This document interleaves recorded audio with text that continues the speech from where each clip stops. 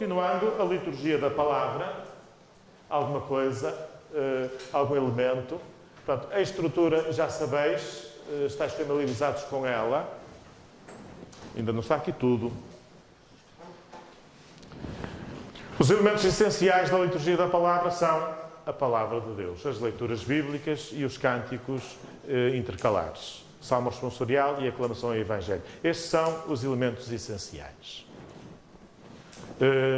E depois há elementos complementares de desenvolvimento. A homilia, a profissão de fé, a oração universal. Se forem a uma celebração, em dia de semana, em que não haja homilia, não podem reclamar que a missa está incompleta. Não é obrigatório fazer homilia à semana. Muitos sacerdotes fazem e pronto, e acho até muito útil e conveniente, eu faço quase sempre. Mas não é para o fazer, é uma recomendação, mas não é uma obrigação. É recomendada a oração universal, não há celebração em que não faça a oração universal. Nem 13 anos nesta paróquia onde eu estou, houve 2 dias ou 3 em que eu não fiz a oração universal por qualquer motivo, faço sempre.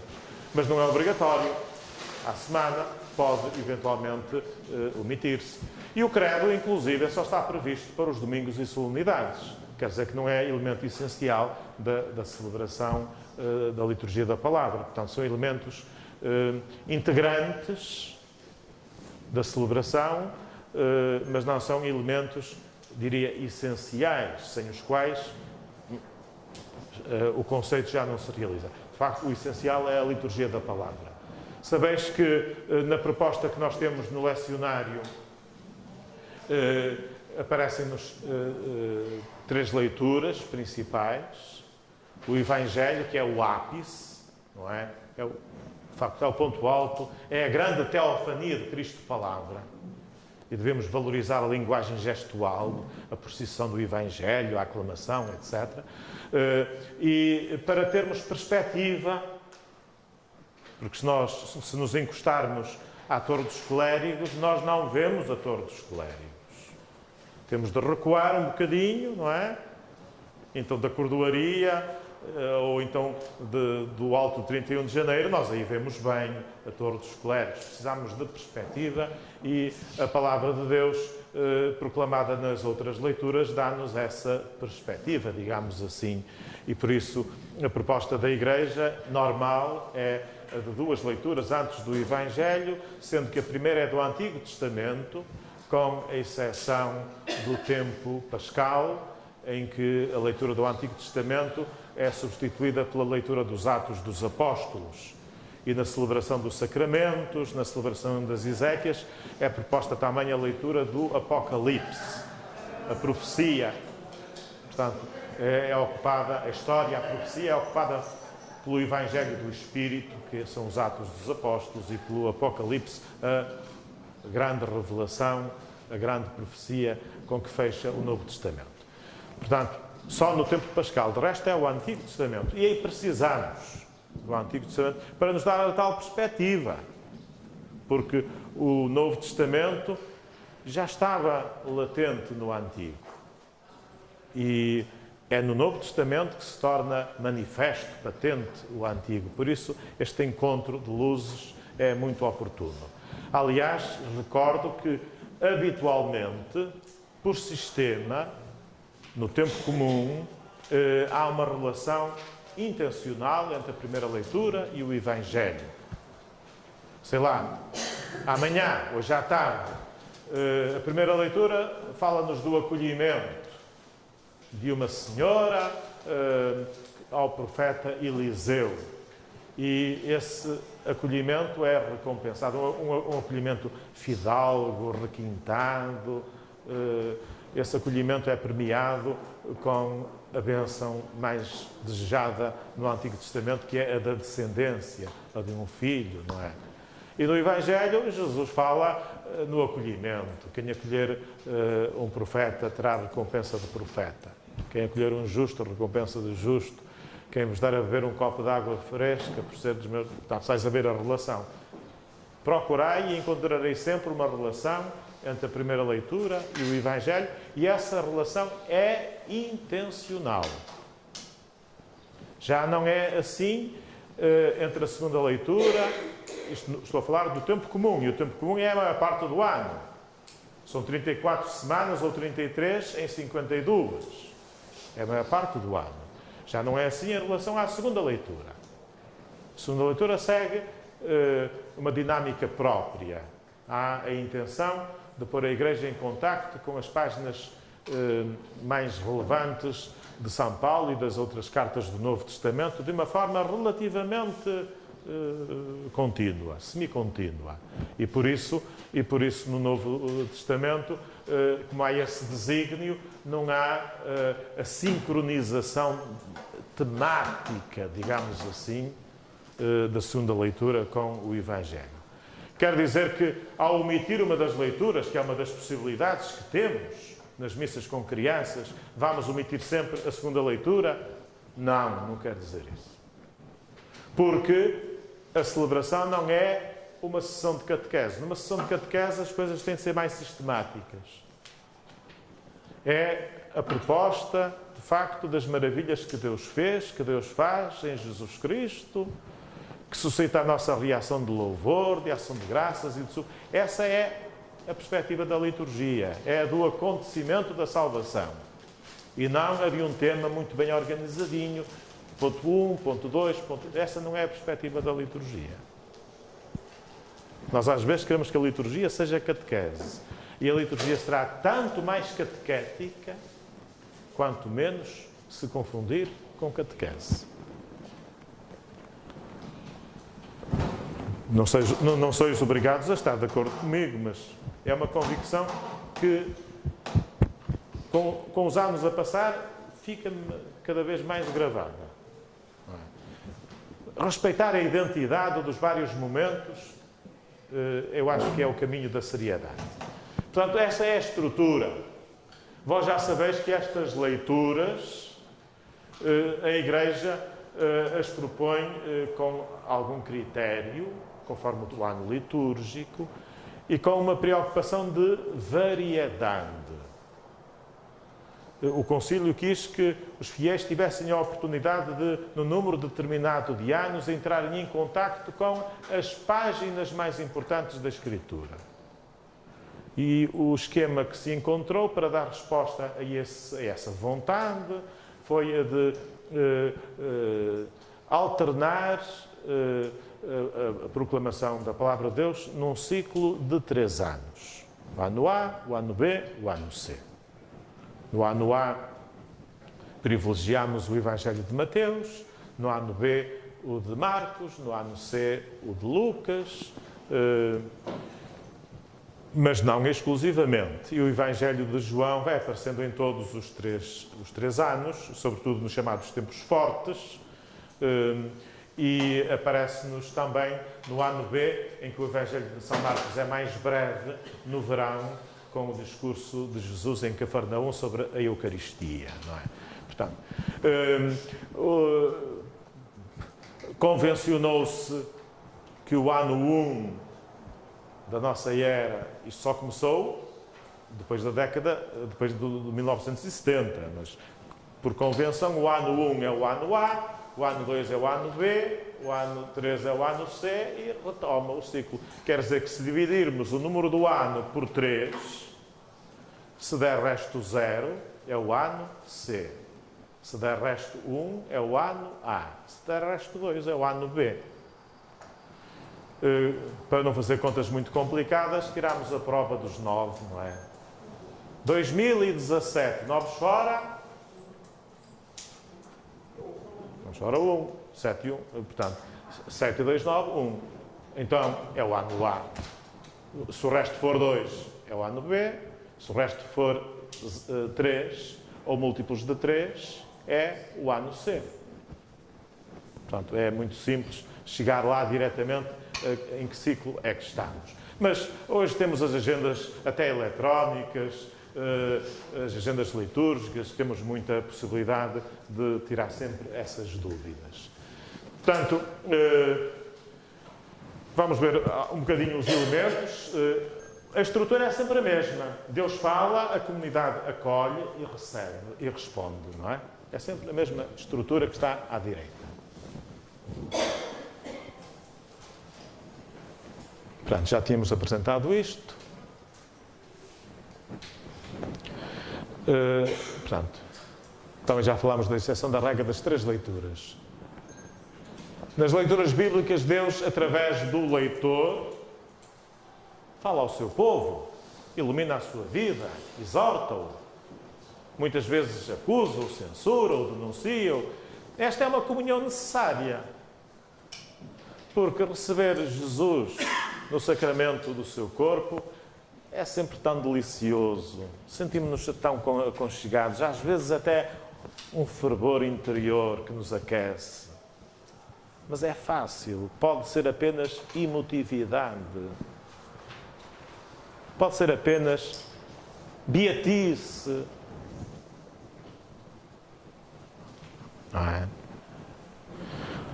E como é que nós sabemos se é ou se não é?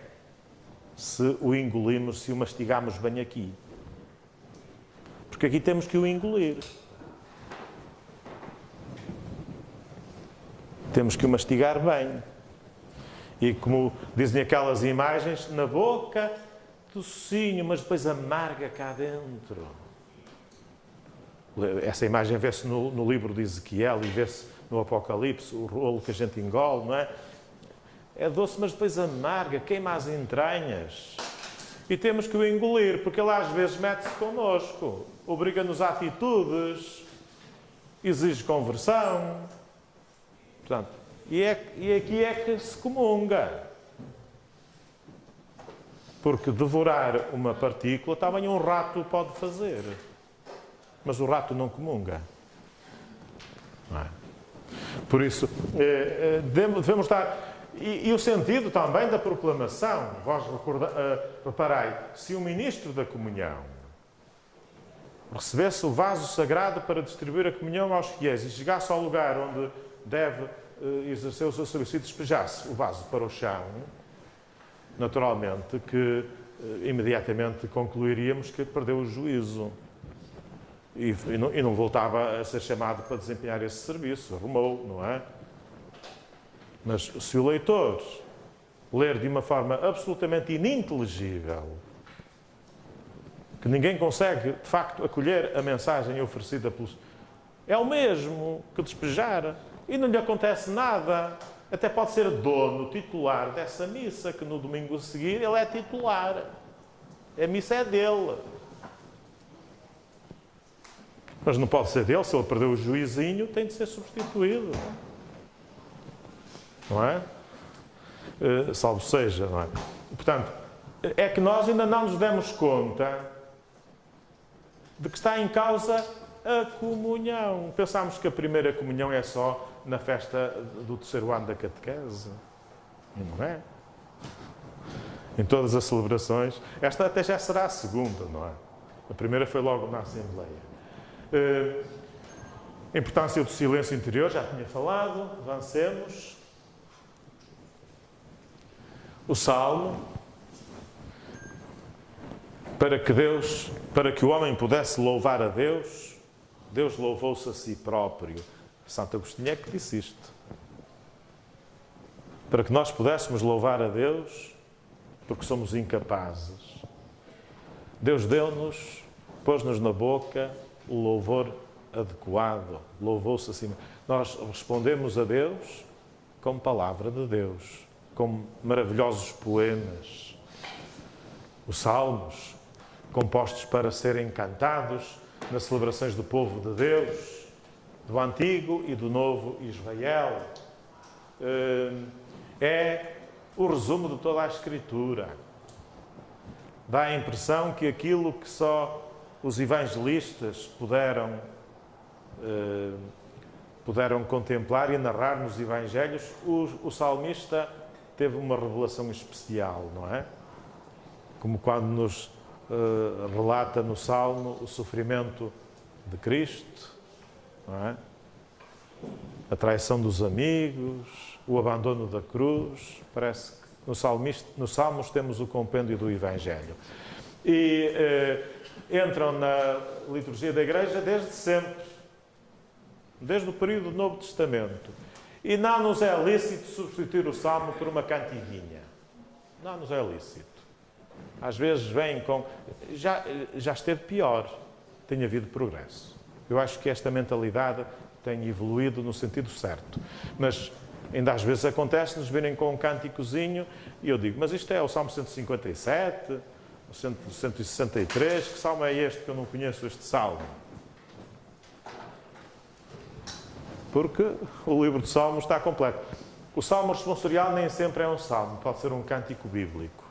Pode ser um cântico bíblico. Em algumas, por exemplo, na Vigília Pascal, o salmo da segunda a seguir à terceira leitura do livro do Êxodo é o cântico de cantemos ao Senhor, o cântico da libertação do Egito, não é? Portanto, nem sempre é um salmo, pode ser um cântico bíblico. Graças a Deus, este é um dos pontos em que, em Portugal, fizemos um caminho muito interessante, comparando com o que se passa noutros países, até com mais recursos do que nós, numa Itália, numa Alemanha, numa Espanha, em comunidades pequenas, humildes, lá nas serras, lá encontramos quem canta o Salmo responsorial. E muitas vezes com grande dignidade. Encontrou-se um esquema, claro que há que caminhar, se calhar esse esquema melódico pode evoluir, podem estudar-se outras alternativas, na linha do gradual, da antiga história do canto da Igreja, mas é um ponto bastante assumido na nossa vida litúrgica. E às vezes até vemos as crianças a atreverem-se a cantar, porque as crianças normalmente cantam bem. As crianças não têm grandes dificuldades técnicas. Têm a ser bem ensaiadas, por quem sabe bem. As crianças, e depois escolher um salmo de acordo com a tessitura daquela voz, com a extensão, evitar uma extensão muito ampla, uma amplitude muito grande, mas depende. Há crianças que, de facto, nós ouvimos, vamos aos YouTube, e ouvimos a cada passo. No domingo passado, na paróquia, houve lá um grupo de canto que fez uma audição na tarde, lá no centro pastoral, e uma criança de 5 anos, 6 anos, teve um canto com intervalos difíceis. Evidente, o professor ensinou-lhe bem, a criança tem naturalmente os seus dotes, não têm todos os mesmos, mas as crianças normalmente conseguem cantar. Um destes dias vi também a gravação de uma festinha de um jardim de infância. Estava a gosto de ver ouvir aquelas crianças a cantar. Miúdos de 4 anos. E decoram aquele texto todo, uma facilidade, têm uma capacidade de memorização espantosa. Nós pensamos que nós descuidamos muito a memória na nossa catequese atual. E é um erro.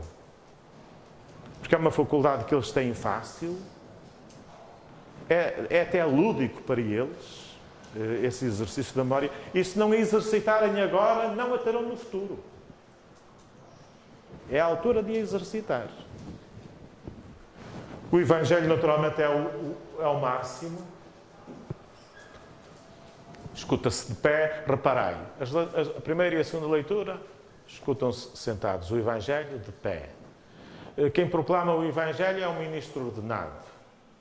Na liturgia síria, e rezemos para os nossos irmãos da Síria, é o bispo que proclama o Evangelho na antiga tradição siríaca. Nem é o diácono, é o bispo, é o ministro ordenado. E na nossa liturgia há o costume, nem sempre se observa, de levar o evangeliário ao bispo para o beijar. É o bispo, ministro ordenado. E prepara-se. O diácono recebe uma bênção especial. E se for o padre que presida a Eucaristia ou outro qualquer concelebrante a ler o Evangelho, prepara-se. É uma oração que faz lembrar aquela visão de Isaías, em que Deus diz a quem enviaremos? Quem irá em vez de nós? E o profeta diz: "Oh Senhor, eu sou um homem de lábios impuros. Eu vivo no meio de um povo de lábios impuros." E então vem o querubim com a tenaz, tira as brasas do altar e passa-as diante dos lábios do profeta. "Os teus lábios agora já estão purificados. Vai." E então o sacerdote diz: "Purificai, Senhor, o meu coração e os meus lábios." Porque aquela palavra que ele vai dizer escalda, queima, é fogo. "Purificai, Senhor, o meu coração e os meus lábios, para que eu possa proclamar o vosso santo Evangelho." Prepara-se. O leitor das outras leituras não faz isso. Que se prepare também, vós preparai-vos quando isso fazer uma leitura, rezai. Mas a liturgia ali põe a oração na boca. Tens de a fazer, está previsto. Prepara-se.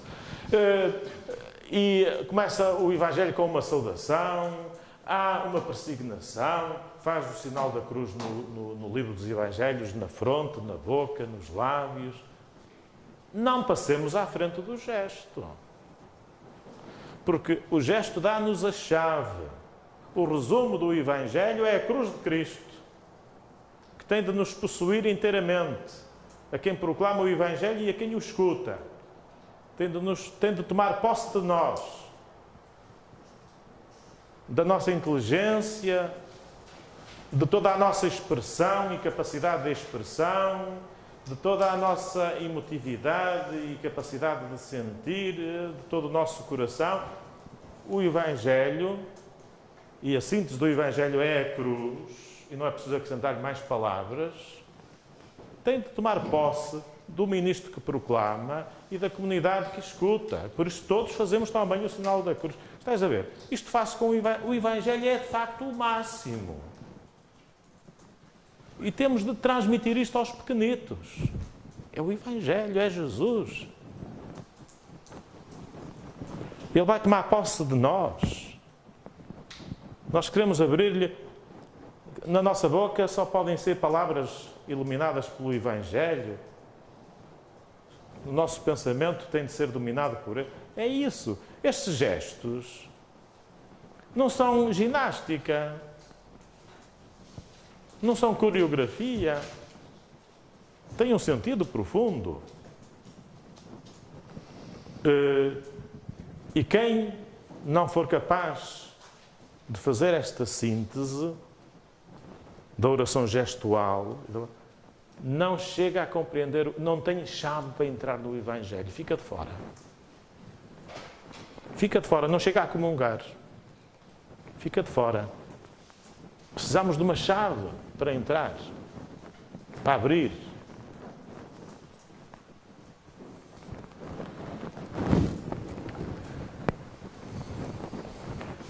Avancemos.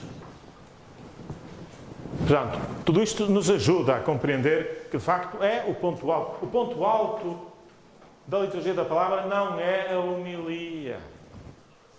Nós somos tão presunçosos. Gostou da minha homilia? O padre, às vezes, não se domina e pergunta a algum freguês: gostou da homilia? Tem lá importância a homilia. Lembra-se do Evangelho? Isso é que tem importância. A homilia é para que o Evangelho ainda vá mais fundo e seja uma mensagem atual. Isso é que é importante. Sobre a homilia, teríamos muita coisa a dizer, vamos dizer alguma. É um serviço do Presidente da celebração à comunidade para que acolha bem na sua vida a palavra de Deus proclamada nesse dia. Portanto, é um tríplice serviço. Está ao serviço da palavra proclamada, não é um discurso de tema livre. Hoje vamos falar sobre o quinto mandamento: não matarás. Agora vamos falar sobre os dons do Espírito Santo. Primeiro, agora vamos... Não é tema livre. É aquela palavra que foi proclamada. E também é a palavra, a oração da Igreja. as orações que se rezam. Também é a palavra, a celebração do dia, o tempo litúrgico, é o serviço. À palavra, à comunidade, a esta gente concreta que vive, que se alegra, que chora, que está de luto, que está a celebrar o padroeiro. São estas crianças que estão muito alegres na festa da sua primeira comunhão, da sua festa da Eucaristia. É estas pessoas. E depois, a homilia tem de fazer sempre a ponte com o sacramento que se celebra, com o rito, com a Eucaristia. Portanto, são as três referências da palavra. Naturalmente que a homilia na missa com crianças tem de ter em conta as crianças.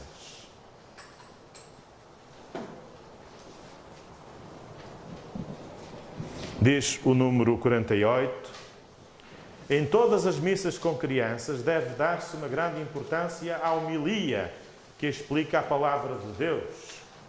A homilia dirigida a crianças pode, por vezes, transformar-se num diálogo com elas, quando não for preferível que escutem em silêncio. Tem muitas vantagens a homilia, mas temos que ter um espírito jovial, positivo e estar disponíveis para interagir com as crianças em relação à homilia. Tem aqui, num artigo publicado há tempos na Voz Portugalense, os 10 mandamentos da homilia. Primeiro, se numa comunidade cristã o presidente pregador nunca dirige a palavra às crianças que participam na missa dominical, não se pode dizer que nessa comunidade se toma a sério a missão pastoral. É evidente. A pregação às crianças, com muito maior razão do que a pregação aos adultos, mas também a pregação aos adultos, só que os adultos são os inibidos, os complexados. As crianças são muito mais espontâneas, simples, não têm problemas de fazer fraca figura, não é? Nós somos muito envergonhados. Mas a pregação às crianças, tal como a pregação aos adultos, está sujeita à lei do diálogo. E no caso das crianças, pode efetivamente converter-se num diálogo. E saem coisas surpreendentes que não estamos à espera. E que obrigam, às vezes, a ter golpe de rins, não é? Porque não se pode fazer de conta que não deram a resposta. Nós não podemos deixá-los, às vezes alguma criança diz alguma resposta mais fora do contexto e eles começam a rir. Não, nós não podemos deixar isso, consentir isso. Ninguém tem que se rir de ninguém. Portanto, procurar aproveitar sempre. Temos que ser sempre muito positivos nesse ponto. Na homilia dirigida às crianças, requer-se jovialidade, muito otimismo, um toque de humor, uma atmosfera fresca e comunicativa.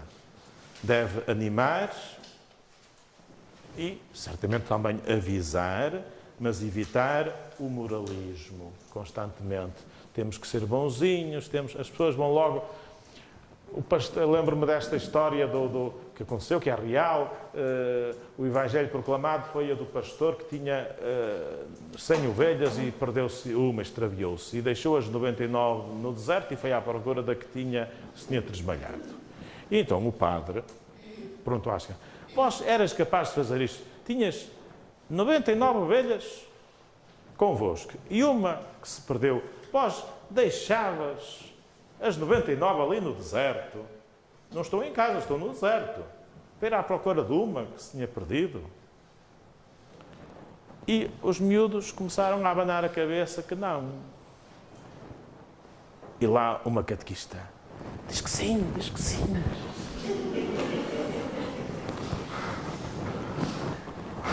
Calma, senhora catequista. A senhora também não deixava. A senhora não deixava as 99 por uma, não deixava assim, nem deixava eu. Eu sei fazer contas. Eles também não deixavam, eles bem sabem. Que 99 são 99 e uma é uma. Então tem aqui 99 e tem aqui uma e deixa as 99 por uma. A senhora catequista fazia isso. nem nós. Mas Deus faz. E é a partir daquela resposta real que nós vemos como o nosso Deus é diferente. Está para além dos nossos cálculos. Como há bocado a pergunta que eu vos fiz, quem é importante? É quem está à mesa ou é quem está a servir? Fartinhos de saber que é quem está à mesa, isso é que é bom. Mas somos uns beatos. É quem está a servir. Naturalmente, logo a seguir temos de aprender com Jesus, que diz, eu estou no meio de vós como quem serve. Mas ele foi buscar a imagem exatamente para chocar pelo contraste. Se nós liquidarmos o contraste, as crianças são ingênuas e por isso ainda não poliram as arestas. São honestas. Deixar 99 para ir à procura de uma que se perdeu. O deixas. Elas são verdadeiras. E é a partir dessa verdade que nós encontramos a frescura do Evangelho. Conseguimos ir no diálogo com as crianças numa linha de maior autenticidade, muitas vezes, do que na reflexão que nós fizemos quando rascunhámos a homilia e fazemos. Elas levam-nos ao sítio, porque não estão com estas convenções com que nós estamos. Aprender a contar histórias. Não é que se devam multiplicar as narrações. A grande narração é a do Evangelho. E pode ser ilustrada por mais alguma, mas se nós multiplicarmos as histórias, criamos dispersão. Tem de haver, portanto, alguma focagem. E depois as histórias têm de ser verosímeis. Se for uma história de fantasia, temos de dizer que é fantasia. Temos que ser honestos. Se narramos factos, pode não ser exatamente a crónica factual de alguma coisa, mas tem de ser alguma coisa muito verosímil. Porque senão funciona como contra-evangelho. Quanto ao vocabulário, já disse que podemos ultrapassar o vocabulário ativo das crianças, mas não o vocabulário passivo. Não lhes devemos falar como a bebés, porque não são, mas também não lhes devemos falar como a professores universitários, que também ainda não são, não é? Alguns serão, não é? Ao falar às crianças devemos preferir sempre o concreto ao abstrato. A voz ativa à voz passiva. O discurso direto ao discurso indireto. O verbo ao adjetivo, ao substantivo mesmo. Não é? O indicativo ou o perfeito ao imperfeito. Ajuda-os a focarem-se. Portanto, há algumas... Está a saber, tem mais a ver com a sintaxe do que com o léxico, do que com o dicionário. Os problemas de comunicação com as crianças. E de vez em quando temos de lhes transmitir palavras novas. Porque as mensagens são novas e eles aprendem. Vós ouvistes esta palavra? Alguém sabe o que é que ela quer dizer? E se calhar alguém sabe e dizem, fazem as suas olha, um dos exemplos que me aconteceu recentemente foi na Ascensão. Ascensão. O que é que quer dizer ascensão? E pronto, lá chegámos. Lá conseguiram saber o que era um ascensor, que era um elevador, e lá chegámos. E então Jesus foi para o céu, foi com um foguetão. E onde é que é o céu? É lá em cima, diz logo. Lá em cima, então foi num foguetão. Vamos lá ver onde é que é o céu. O que é? Pronto. Vamos lá ver onde é o céu. O que é o céu? E dessa forma, nós conseguimos. Atenção, uma homilia com crianças, dialogada, é um perigo em termos de relógio. Temos de ter um grande controlo. Não podemos fugir do assunto. Temos de estar bem focados. Não precisamos de explicar toda a lei e os profetas. Não temos que explicar o dogma completo da Santa Igreja Católica. Focámos-nos num aspecto e andamos à volta dele e fechamos quando é de fechar. o pior que nos pode acontecer é de querer dizer tudo. Não é? Se isso é perigoso na celebração com os adultos, querer dizer tudo, porque se eu fizer uma homilia de 1 hora e as pessoas saírem da igreja a dizer o padre demorou 1 hora, mas disse tudo. Pronto. Chega. O problema é que dizem o padre demorou 1 hora e não disse nada. Uma injustiça, uma injustiça. E por isso, nós não temos que ter a pretensão de... Por isso, não podemos levantar muitas lebres. Porque se levantarmos uma perdiz, temos de a matar. Nós não podemos deixar as perdizes levantadas, porque só cria dispersão. Se levantarmos uma perdiz, temos de a matar. E é assim a lógica da comunicação com as crianças. Se levantarmos um assunto, temos de levar esse assunto até uma conclusão. E por isso não podemos levantar muitos. Por isso, a arte de perguntar, sem manipular, basta as surpresas que eles nos dão quando com a sua resposta nos levam para outros caminhos e suscitam outros assuntos, basta isso. Que depois temos de ser capazes de, o tal golpe de rins, os levar ao assunto. Para depois lhes deixar uma mensagem, não é? Uma palavra que fique na lembrança, uma imagem. Na homilia nunca deveria faltar o laço de união com a Eucaristia que segue. O objetivo da pregação às crianças e aos adultos é comunicar-lhes a alegria que há na fé e no amor a Cristo. Esse é o objetivo. E, naturalmente, para o êxito da pregação às crianças, há um segredo, mas que é comum ao êxito da pregação aos adultos. É o Espírito Santo, que trabalha nelas. É o mestre interior. Nós andamos por fora, mas há alguém que lhes toca por dentro e que depois a sintoniza. Nós temos de contar com ele.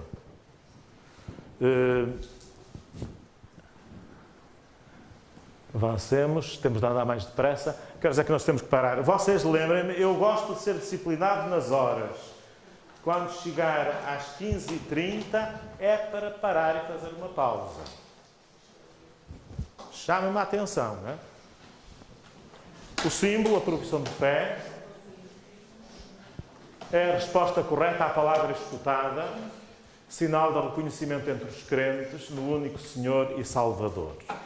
E deixamos a erudição do que quer dizer a palavra símbolo, não é?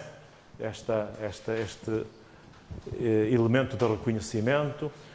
Nós, de facto, também nos identificamos pela profissão da fé. Habitualmente, na celebração da Eucaristia, proclama-se ou canta-se o símbolo dos concílios de Niceia e Constantinopla. Creio em um só Deus, Pai Todo-Poderoso, Criador do céu e da terra. Creio em Deus Pai Todo-Poderoso, Criador do céu e da terra. Não, creio em um só Deus.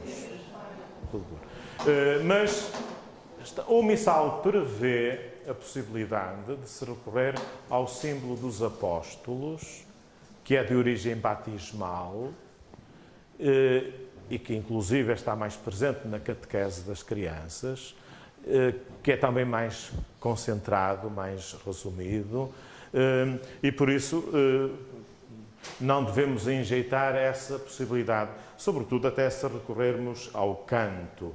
Diz o número 49, quando deve recitar-se o credo no fim da liturgia da palavra, pode usar-se com as crianças o símbolo dos apóstolos, por fazer parte da sua formação catequística ou catequética. No ano da fé foi uma ocasião que se calhar perdemos para ser mais usual o canto do credo. Porque não demora, há várias melodias, que ele não demora muito mais cantado do que recitado. É uma ilusão. Naturalmente, se nos pusermos com muitas repetições de um refrão de profissão de fé, alonga. Mas ele, bem cantado, com fluência, não alonga muito a celebração e facilitaria o exercício da memória. Porque é vamos dizer, um texto muito longo para as crianças recitarem, eles aprendem melhor que nós. Desde que ao princípio lhes demos um subsídio, uma ajuda, ou uma projeção do texto, ou o texto mesmo, eles conseguem unir-se na profissão de fé. A oração dos fiéis, também chamada oração universal, é a conclusão da liturgia da palavra e depois a passagem à liturgia eucarística. Chamámos-lhe universal, porque o típico é o de apresentar preces com um horizonte universal, sem exclusões. A Igreja abre os braços como Cristo na cruz para abraçar a humanidade inteira. Esta universalidade está salvaguardada de algum modo nas séries de intenções. A Instrução Geral do Missal Romano diz que nunca pode faltar uma intenção pela Igreja Universal. Mencionando ou não o Papa, mas pela Igreja espalhada por todo o mundo. Que também nunca pode faltar uma intenção, pelo menos uma, pelas autoridades que nos governam, para aqueles que exercem, portanto, a autoridade no mundo, para que nos conduzam a caminhos de paz, de justiça, de prosperidade. Pois, essa é uma categoria de intenções que não deve faltar. Outra categoria que deve estar presente na oração universal é por aqueles que sofrem tribulações, que correm maiores perigos, doentes, imigrantes, refugiados, pessoas em viagem. Esse tipo de categoria de pessoas deve ter pelo menos uma intenção por eles. E outra categoria de intenções é pela comunidade local, pela comunidade celebrante. Portanto, quer dizer que ao preparar a oração dos fiéis devemos contar pelo menos com 4 preces, com 4 intenções, que depois alguma delas pode desdobrar-se. Podemos ter, em vez de 4, ter 5, ter 6, ter 8, mas deve aplicar-se aqui aquela regra do Senhor que diz que quando nós rezarmos não devemos ser muito palavrosos. Bem sabe o vosso Pai aquilo de que precisais, mesmo antes de lhe pedirmos. E não deve ser uma oração que nos aliene, que seja o prolongar da homilia, vamos prolongar a homilia mais com umas coisinhas, que seja demasiado moralista e, sobretudo, que descarregue para Deus aquilo que, se calhar, nos compete a nós resolver. Portanto, não seja a oração do descompromisso ou do alibi. Não é muito simples redigir estas intenções, mas elas podem ser redigidas para cada celebração. Não há um texto oficial. Para a oração coleta ou para a oração sobre as oblatas, há um texto oficial. Para a oração eucarística. Para a oração universal, há textos, eu até fotocopiei, oficiosos. Mas não é oficial. Nada impede de redigir outras intenções. Convém ter presente que, como regra, a intenção é formulada não como oração, mas como munição. Como proposta, como sugestão de oração. Quem reza não é o leitor ou o diácono que propõe a intenção. Quem reza são os fiéis. É a comunidade reunida em assembleia. Eu estou a guiar a oração e sugiro pelo Santo Padre para que o Senhor lhe dê fortaleza e sabedoria para conduzir a Igreja por caminhos de maior verdade e fidelidade ao Evangelho. Oremos, irmãos. E os irmãos, ou oremos ao Senhor, e eles olham para a proposta que eu fiz e dizem: é mesmo pelo Papa que nós vamos rezar. Vamos a isso. Ouvindo o Senhor. Entendem? A dinâmica é esta. Não é: ó Senhor, dai sabedoria e fortaleza ao nosso Papa para que ele nos conduza por caminhos de maior verdade e fidelidade ao Evangelho. Quem está a rezar não és tu. Ora, essa oração não é tua, essa oração é nossa, é dos fiéis. Normalmente são mal redigidas as intenções. Ó Senhor, obrigado, é tão bom estarmos aqui, este retiro correu tão bem, sentimos-nos tão motivados para retomar a nossa caminhada de catequistas. Estás enganado no momento, este é um momento de oração de intercessão. O louvor, o agradecimento também, isto é a Eucaristia. É o grande obrigado de Cristo. Vamos respeitar a identidade dos géneros. Não vamos fazer confusão. Não é? Esta é uma espécie particular de oração. É uma oração de intercessão. O outro, o Sr. Abade, tinha feito uma operação a uma das cataratas. A coisa estava a correr mais ou menos bem, mas as pessoas mais próximas do Sr. Abade estavam preocupadas e então na oração dos fiéis, lá vem uma intenção, ó Senhor, rezemos ao Senhor pelo olho do Sr. Abade.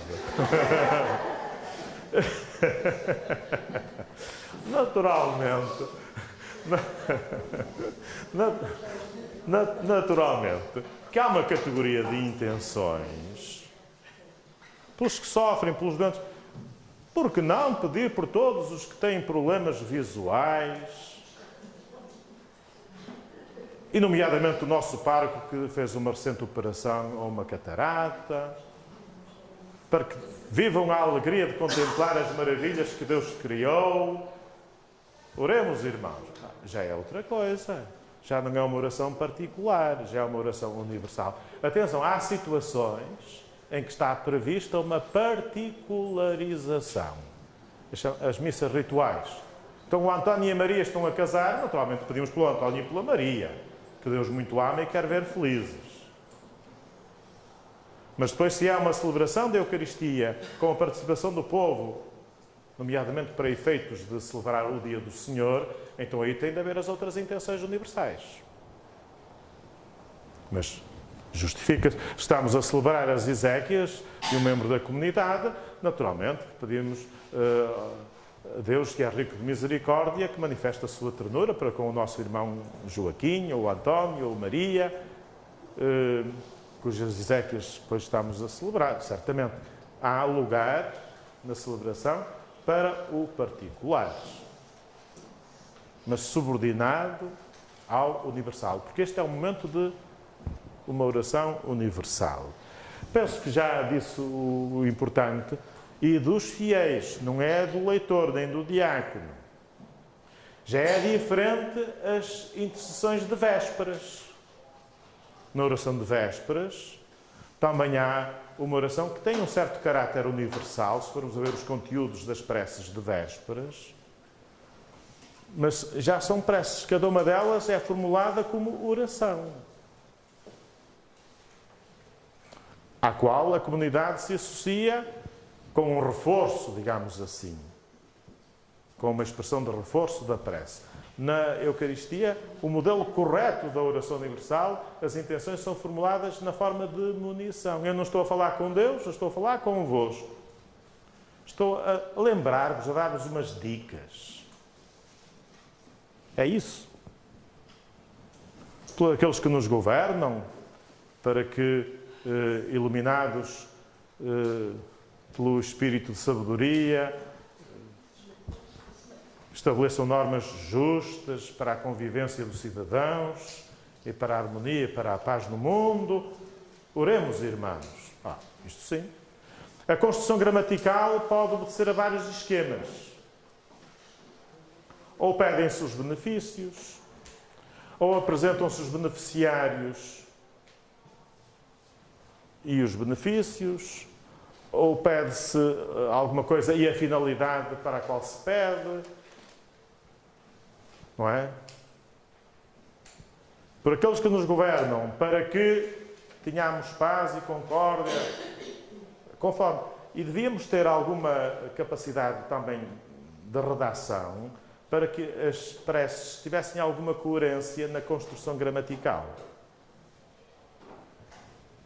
Mas aí temos tantos modelos que, ao redigir nas vossas catequeses, porque é um campo em que podemos ter alguma criatividade, possamos ter um bom critério. E se encontrarmos uma oração bem redigida, serve, não temos que estar a inventar tudo. O mundo não começou connosco, nem vai acabar connosco. Não é? Agora temos de avançar por aqui. A liturgia eucarística chama a atenção para este paralelismo formulado na Instrução Geral do Missal Romano. O que nós fazemos na liturgia eucarística é o que Jesus fez. Nós não sabemos quais foram as palavras exatíssimas, rigorosas que Jesus disse quando instituiu a Eucaristia. Muito gostávamos de lá estar com o nosso telemóvel e gravávamos e até punhamos logo no Facebook. Mas nenhum dos discípulos, Jesus não os deixou levar o telemóvel para a mesa, se calhar em algumas famílias é preciso fazer o mesmo. Nenhum dos discípulos gravou as mesmíssimas, de modo que quando os exegetas começam a analisar as palavras de Jesus, este é o meu corpo entregue por vós, este é o meu pão partido, começam a duvidar quais foram as palavras exatas que Jesus disse. Este é o sangue da aliança, ou este é o cálice da nova aliança no meu sangue. Como é que ele disse? Foi este é o sangue da aliança, este é o meu sangue da aliança, ou foi este é o cálice da nova aliança no meu sangue? Como é que foi que ele disse? Gostávamos de saber exatamente, e os exegetas, grandes estudiosos, por exemplo, Joaquim Jeremias, um grande exegeta protestante, tem tratado sobre isso. Mas chegar lá, a verdade é que há uma grande convergência nos 4 relatos da ceia. As palavras não podem ser, não temos a certeza se foram aquelas e só aquelas, porque Jesus até falava em aramaico e os evangelhos estão escritos em grego. Não é? Não temos a possibilidade de saber exatamente quais foram, mas não há dúvida nenhuma que estão a dizer o mesmo. Estão a falar do mesmo. Se nós nos pusermos ali à janela e testemunharmos um choque de carros, um carro parou no semáforo vermelho, o outro a seguir não travou a tempo e bateu-lhe. Observamos, 4 de nós observam a mesma coisa. E agora, daqui a 30 anos, vamos descrever o que vimos. Já não sabemos de que cor eram os carros, se eram Fiat ou se eram Mercedes. Os nossos relatos vão ser muito complicados. Pois é preciso ter presente que os evangelhos foram escritos depois dos acontecimentos de 30, 40, 50 anos. E é impressionante a convergência. É mesmo impressionante. Eles estão a falar do mesmo. De alguma coisa que os marcou profundamente. Mas se não podemos ter a certeza absoluta daquelas palavrinhas em aramaico que Jesus fez, há uma unanimidade nos 4 relatos sobre aquilo que Jesus fez. Aquilo que ele disse, foi com esta palavra ou com aquela, as opiniões divergem. Aquilo que ele fez, há unanimidade. No princípio, tomou o pão, mais para o final da ceia, tomou o cálice nas suas mãos, há um gesto claro. Fez uma oração, quando tomou o pão, para louvar o Senhor, para o bendizer, quando levou o cálice nas suas mãos para dar graças, para louvar, fez uma oração. E distribuiu esses elementos, partiu o pão e repartiu, tomai todos e comei, e tomou o cálice e entregou aos seus discípulos, bebei todos, este é o cálice do meu sangue. Portanto, em relação às grandes ações, aos grandes gestos, há unanimidade. Portanto, na última ceia, o que aconteceu foi isso. Jesus tomou o pão e o cálice, fez uma oração de louvor e ação de graças, partiu o pão e deu aos discípulos, e fez o mesmo com o cálice que distribuiu e que entregou aos discípulos. Pois bem, é o que a Igreja faz. A liturgia eucarística, que vai desde aquilo que nós chamamos o ofertório até à comunhão, é fazer o que Jesus fez. Os mesmos gestos, as mesmas ações. Jesus tomou o pão e o sacerdote toma nas suas mãos o pão e o cálice com vinho e umas gotas de água, faz o mesmo. As gotas de água, será que Jesus Cristo de tamanho fez? Quase de certeza absoluta era o costume nesse tempo. Alguém que bebesse vinho acrescentava, porque o vinho era muito graduado, como agora tende a ser novamente, porque a produção por cepa era menor e agora é menor, e portanto o vinho era muito graduado, só um alcoólico que quisesse mesmo embriagar-se é que não acrescentava um pouco de água no vinho. O vinho era a prática corrente no Mediterrâneo, mas isso é um pormenor, não nos importa muito se Jesus fez ou se não fez, tomou os dons nas suas mãos, tal como hoje o sacerdote faz. Jesus fez uma oração, até em 2 momentos, que corresponde à oração eucarística, que é uma oração de bênção, de louvor, de santificação, de consagração. Jesus distribuiu os dons pelos discípulos e todos comungaram, usar esta palavra, todos comeram, todos beberam, comeram do mesmo pão, partido, repartido, beberam do mesmo cálice. É o que acontece nos ritos da comunhão. Portanto, a nossa estrutura da liturgia eucarística obedece aos relatos da última ceia. E temos de ajudar os miúdos a descobrirem isto. Portanto, o que acontece, evidentemente nós temos que desdobrar numa celebração que não tem uma dúzia de pessoas à mesa, mas tem se calhar umas centenas de pessoas na igreja. Não é? Mas o sentido e os momentos são os mesmos. Isto lê-se muito bem na Instrução Geral do Missal Romano, número 72. A preparação dos dons, o pão e o vinho que oferecemos significam toda a nossa vida. Trabalhos, sofrimentos, alegrias, desejos de amar a Deus e aos irmãos, oferecida em sacrifício ao Senhor. Do mesmo modo, também o nosso óbolo em dinheiro é a participação concreta nas necessidades da comunidade paroquial e dos pobres. Não se pode dizer verdadeiramente que se ama a Deus sem se mostrar concretamente o amor aos irmãos necessitados. Na oferta dos dons, afirmamos que tudo aquilo que temos e somos é dom gratuito de Deus. E estes são os elementos verdadeiramente simbólicos que se levam, porque são os elementos que vão ser assumidos no sacramento. Aquilo que nós levamos, vamos buscá-lo transformado. Levamos pão e vinho e recebemos o corpo e o sangue de Cristo. O pão da vida é uma permuta maravilhosa. Mirabile commercium, diziam os padres da Igreja Antiga. Já me aconteceu em mais do que uma celebração, sobretudo em festas. Tenho uma família numerosa e, portanto, festas de comunhões, de profissões de fé de sobrinhos, de haver os chamados ofertórios solenes, em que se leva tudo e mais alguma coisa, e em que não se levou o pão e o vinho.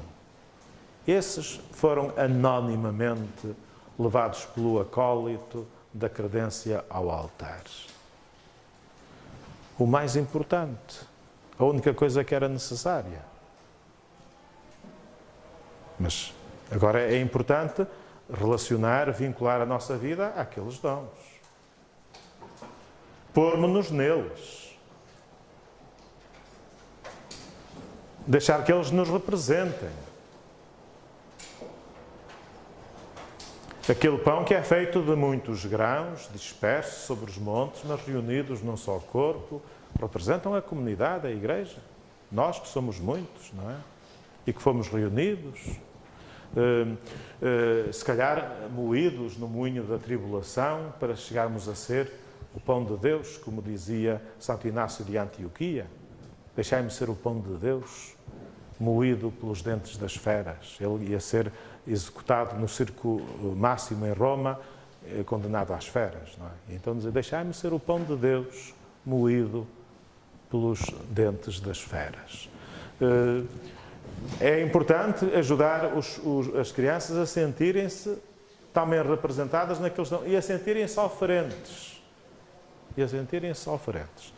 Também recordo que há uns tempos em que um senhor bispo, não era da Diocese de Porto, mas era de uma diocese que faz fronteira com o Porto, e que num famoso ofertório foram para lá as chuteiras, foram para lá uma viola, né? E ele mandou o secretário tudo para o carro. E depois, no final, onde é que está a minha viola? Que viola? Que foi no ofertório. Mas então, se foi no ofertório, está dada. Destes, está dado. Ou é um faz de conta? Ou é um fingimento? Não estamos a educar na lógica da dádiva. Estamos a funcionar na lógica do espetáculo. Não na lógica da celebração, do sacramento. Temos muito caminho a fazer. Não é o tema de hoje. Depois o bispo devolveu a viola e as chuteiras. Foi o Sr. Dom Joaquim de Vila Real que já está em Deus. Isso aconteceu. Fez muito bem. Se calhar educou mais com isto do que muitas teorias. Então não destes. Quem dá, dá. Está dado. Mas não era para dar. Então, se não era para dar, então não foi ofertório. Se não é para dar, não é ofertório. E ofertórios em que se leva uma Bíblia para Nosso Senhor? Tantos. Nosso Senhor não precisava nada de Bíblia, nós temos de lhe dar a Bíblia. Não é? Ele sabe lá, ele precisa de ouvir a palavra de Deus, ele precisa. Nós não pensamos no que fazemos. Algumas gotas de água no vinho são sinal da nossa união com Cristo, que quis assumir a nossa natureza humana. Não é? Quando era miúdo, aprendi aquele canto que às vezes ainda se ouve: nós somos as gotas de água que se vai, nós somos a gota de água que se vai sobre o altar no sangue de Jesus Cristo com o vinho transformar. Eu aprendi isso quando era miúdo. De facto, é um costume antigo e que significa essa união do humano e do divino, não é? Mas é uma união tão forte que já não é possível destrinçar. Já não é possível destrinçar onde está Cristo e onde estamos nós, porque estamos nele e ele em nós. Já agora, o lavabo é um gesto de purificação do sacerdote que exprime o seu desejo de ser menos indigno de participar na mesa do Senhor. Não se faz por razões higiênicas. Por exemplo, o ministro da Comunhão, que vai distribuir a Sagrada Comunhão, pode eventualmente purificar os dedos, pelo menos, por razões higiênicas. E o sacerdote, por razões higiênicas, lavará as mãos as vezes que forem precisas. Está mesmo meio engripado e precisa de vez em quando e lava as mãos as vezes que forem precisas, por razões higiênicas. Mas aquela não é por razões higiênicas. Se nós lermos um texto de Cirilo de Jerusalém, nas suas catequeses, sobre o lavabo, vemos que não é por motivações higiênicas que eles faziam o lavabo. É para exprimir o desejo de uma limpeza do coração, de uma limpeza interior. A oração que acompanha as palavras é essencial. É uma oração que é dita pelo sacerdote de forma inaudível. É ele que a diz, é ele que a tem de viver. Mas vós sabeis o que é que ele diz? Lavai-me, Senhor, da minha iniquidade e purificai-me do meu pecado. Não é porque as minhas mãos estão sujas, porque estive a receber cabritos e ovos e... Porque às vezes no ofertório iam oferendas assim. E ele precisava lavar as mãos porque a sujava. Pronto, e lava as mãos porque a sujou.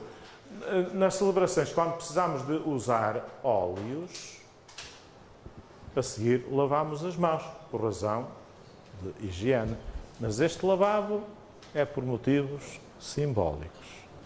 Na liturgia há muita coisa que se faz por razões simbólicas. Nós acendemos as velas durante o dia. Para quê? Está a dia, para que é que vamos acender as velas? Não é por razões de necessidade, é por razões de significado, de sentido. Na liturgia, muita coisa se faz por motivação simbólica. E esse simbólico não quer dizer pouco importante, quer dizer muitíssimo importante.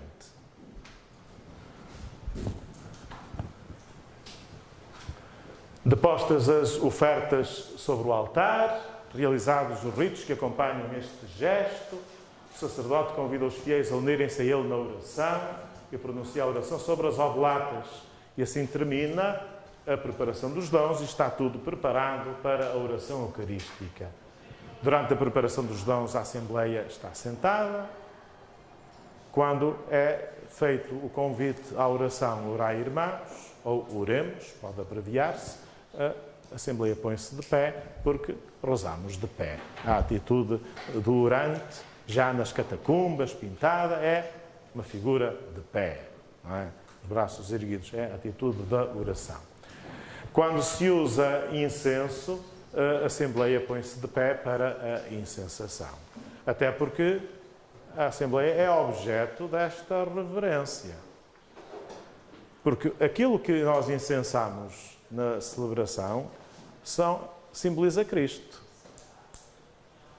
O sacerdote não é por ser o Senhor Padre João. É porque ele está a agir in persona Cristo. E a Assembleia porquê?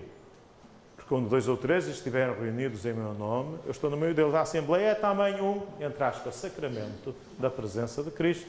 E por isso a Assembleia é objeto desta honra, da incensação. Por isso põe-se de pé para receber esta saudação. Havendo alguma questão, perguntem. Naturalmente a oração sobre as oblatas é dita em voz alta. Noutros tempos era dita em segredo. Por isso se chamava, nos antigos missais, secreta. É dita em voz alta. A Assembleia exprime a sua participação com o Amen. Portanto, o resto já tinha dito. Pomos-nos de pé porque estamos a exercitar o sacerdócio. Porque somos um povo sacerdotal. E o sacerdócio exerce o seu sacerdócio de pé. É o padre que faz a consagração, vamos usar uma linguagem corriqueira, mas somos todos povo sacerdotal, todos oferentes. E na oração eucarística ele não vai fazer nada sem a nossa licença. O padre não faz nada sem o consentimento da comunidade. Ele pede licença. Demos graças ao Senhor nosso Deus, ao que vai seguir-se. E se não houver licença, ele não pode continuar. É um povo sacerdotal. É um sacerdócio real, não é um sacerdócio metafórico. Nem todos na Igreja têm as mesmas funções.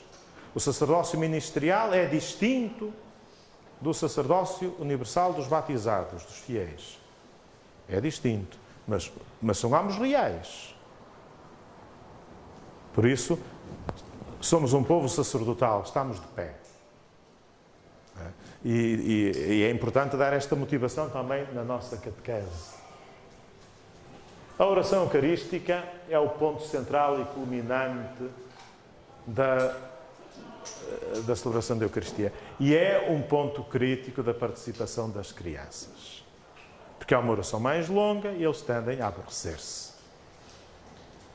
Portanto, têm de ser particularmente ajudados, neste momento, com o tempo e a educação desta capacidade de escuta, de contemplação, de louvor, com esta participação interior, vai melhorando.